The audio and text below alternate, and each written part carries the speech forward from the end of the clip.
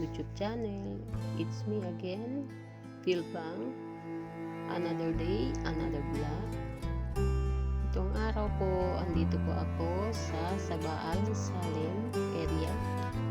At sinamahan ko po ang amo ko, kaya may time ako na mag-video na para i-upload para yung gustong makita dito sa Kuwait na pwede rin ninyo makita. At sana po suportahan niyo po ako, itong channel ko na Philbang. Kung nagustuhan ninyo ang video kong ito, huwag kalimutan i-like, subscribe, comment, share para lagi kayong update sa mga susunod kong videos. Dito pala ngayon sa Middle East is summer.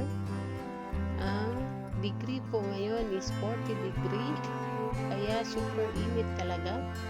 At kung ganitong oras ay wala talagang lumalabas na naglalakad-lakad dyan kasi super init. Karamihan lang nandito sa labas yung mga inuutusan ng mga amo, pero ito yung country na pinakamaliit pero malaki ang puso.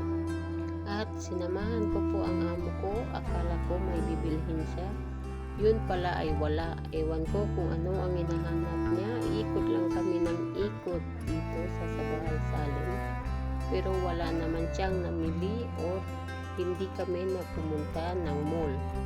Dito sa Middle East, minsan ang mga amo ganyan, siguro boring sila sa bahay, kaya ganyan na lang.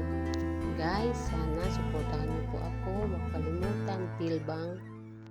Okay guys, salamat sa inyong lahat at sumusuporta sa akin. Sana hindi kayo magsawa na suportahan ako.